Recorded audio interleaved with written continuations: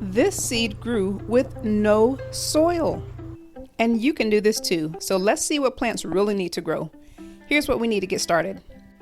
You'll need a clean sponge, chia seeds, water, a small plate and maybe a cup, and a sunny spot. First, take your sponge and soak it with water. You want it wet, but not dripping everywhere. Next, we'll put 1 tablespoon of chia seeds in a cup and place water in that and give it a stir. Dry chia seeds are dormant. That is, they're alive but not active.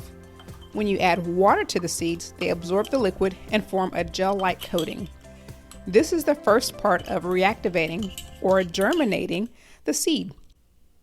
It also saves us a day of waiting for the seed to sprout. Now we'll put the seed gel on the sponge.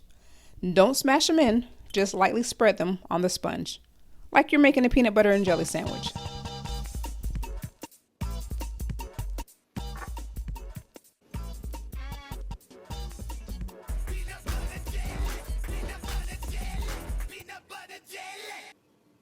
Place your seeded sponge in a sunny spot.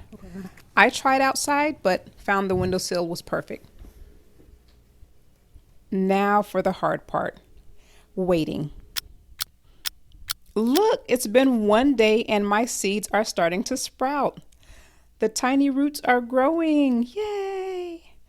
My sponge was a little dry, so I used a spray bottle with water to add more moisture to my small garden.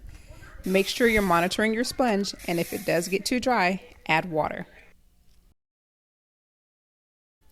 By day 3, going into day 4, I have a garden fit for a giraffe. My baby plants are reaching for the light. So, how did the seeds grow without soil?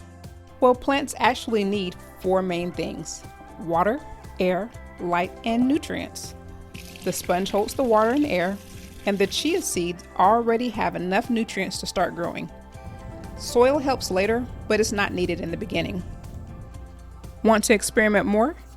Try growing chia seeds on a paper towel or a cotton ball, or on a different sponge. Which one grows the best? Real science is testing and comparing. If you do decide to try this experiment on paper towels or cotton, please make sure to keep the surface moist. I went to work for a standard 8-hour shift and came back to completely dried out surfaces. The seeds will not sprout unless they're constantly moist. Hope that helps. Take a lesson from me. If you like this experiment, give this video a thumbs up. Subscribe for more fun science you can do at home. And remember, stay curious, scientists.